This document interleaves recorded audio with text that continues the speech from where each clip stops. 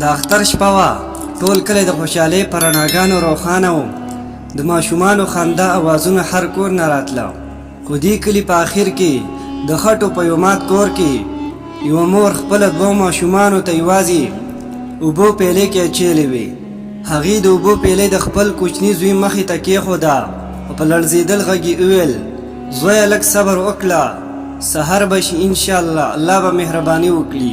په ماشوم د اوبو پیلې په دواړو لاسونو کې نیولې وه او په معصومه لهجه یې ویل: مورې، اختر کې به خلک هم اوبه خوري. دې خبرې سره د مور سترګې له اوښکو ډکې شوې، خو هغې کوشش کوو چې خپل درد پټ کړي، ځکه مور وه. مور هیڅکله نه غواړي چې خپل اولاد کمزوری ویني. ګرانو کتونکو، دا قصه به ستاسو زړونه ولړزوي. دا رسه تر پایه وګورئ.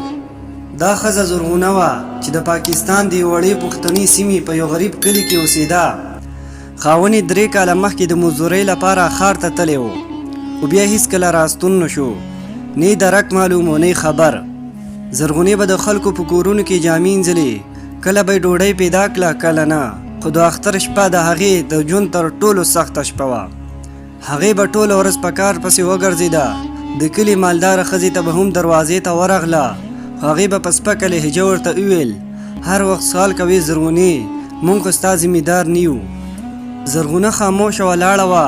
د هغې سترګې ښکته وې، ځکه غربت اکثر د انسان ژبه هم غلې کلي وي. ماښام چې کور ته کله راغله نو ماشومان یې دروازې مخې ته ناست وو. دواړو نویو جامو ته کتل چې د نورو ماشومانو په تن وي، خو د دوی جامې زړې او خیرنې وي. لور یې ورو وویل مور ته: سبا موږ اختر کوو که نه؟ زرغونې د زړه درد په مسکا پټه کړه او ویل: هو لورې، ضرور به یې کوو. خو هغه پوهېده چې په کور کې یوه دانه هم ډوډۍ نشته.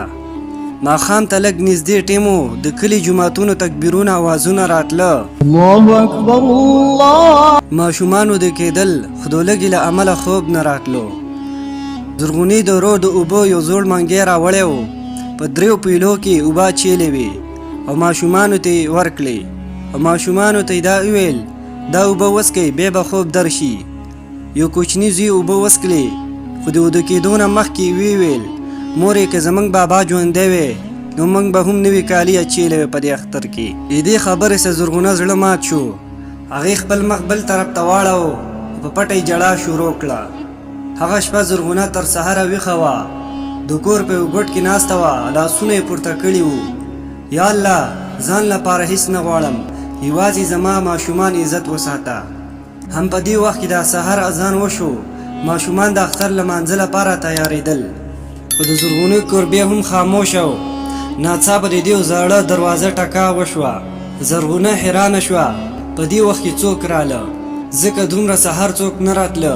هغې چې کله دروازې خواته ورله نو دروازې خلاصه کړه.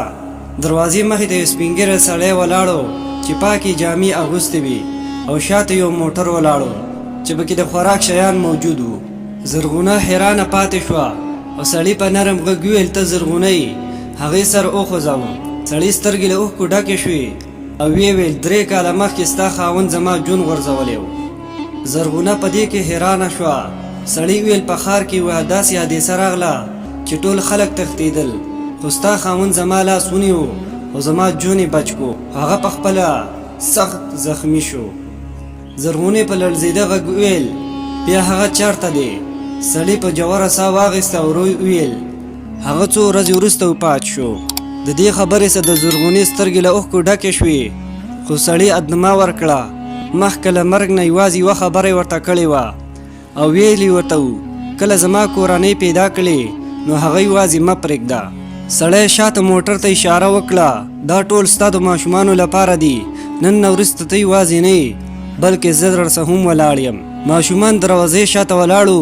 د هغې په سترګو کې حیراني او خوشحالي دواړه ښکاره کېدل. کوچني زوی ورو وویل: مورې، الله زموږ دعا اورېدلې ده.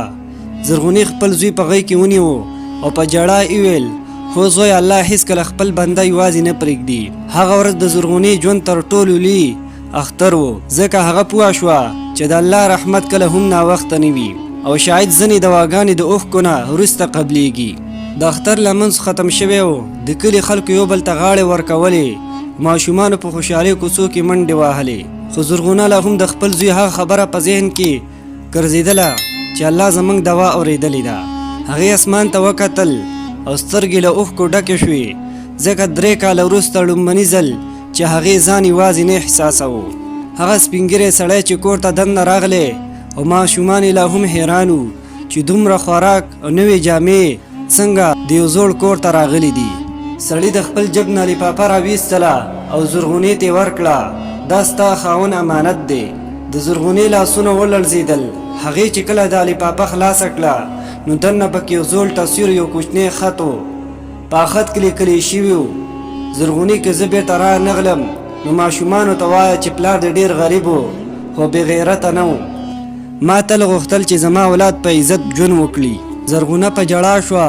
هغې خپل خط خپلې سینې ته ونیو لکه کلونو وروسته د خپل خاوند اواز اورېدلی وي. سپینږیري سړي ورته وویل: ستا خاوند ډېر لوی انسان و، هغه زما ژوند بچ کلی و، خپله ځان زخمي کو. او بیا یې وویل: ما 3 کاله ستاسو لټنه کړې وه. زرغونه حیرانه شوه. سړي ورته وویل: ما غوښتل د هغه احسان ادا کم، ځکه ځینې خلک د دنیا نه لاړ شي خو نیکي ژوندي هم پاتې شي. هماغه وخت د کلي خلکو د زرغونې کور مخې ته راټول شول. ټول حیرانتیا کوله چې دې غریبې ښځې کور ته دومره لوی موټر څنګه راغلی. هم په دې کې هغه مالداره ښځه هم راغلې وه، همهغه ښځه چې پرون یې زرغونې له دروازې نه شړلې وه. هغې چې دا خوراک او نوې جامې د ماشومانو خوشحالي ولیده نو په مخ باندې خاموشي پاتې شوه. زرغونې هغې ته وکتل خو هېڅ یې ونه ویل، ځکه کله کله خاموشي تر ټولو لوی جواب وي. هغه سپینږیری سړی د ماشومانو لپاره نوي کالي راویستل او کوچني لورې په حیرانتیا وویل: مورې دا زموږ دي. زرغونې په اوښکو ډکه مسکا وکړه: هو لورې، دا ټول ستاسو سامان دی. ماشومان په خوشحالۍ جامې کې غېږ کې ونیولې. د دیو په سترګو کې هغه خوشحالي وه چې شاید یوازې غریب انسان یې احساس کولی شي. همهغه وخت د اختر لمر ډوبېدو. زرغونې د خپل کور مخې ته ناسته وه او ماشومانو لوبې کولې او کور کې دننه پخېدونکې ډوډۍ خوشبو خوره وه. هغې وویل: یا الله، تا زما د صبر اجر راکړی دی. هم په دې سره دا قصه ختمه شي. ګرانو کتونکو، دا قصه ستاسو خوښه شوي نو ضرور کمنټس وکړئ.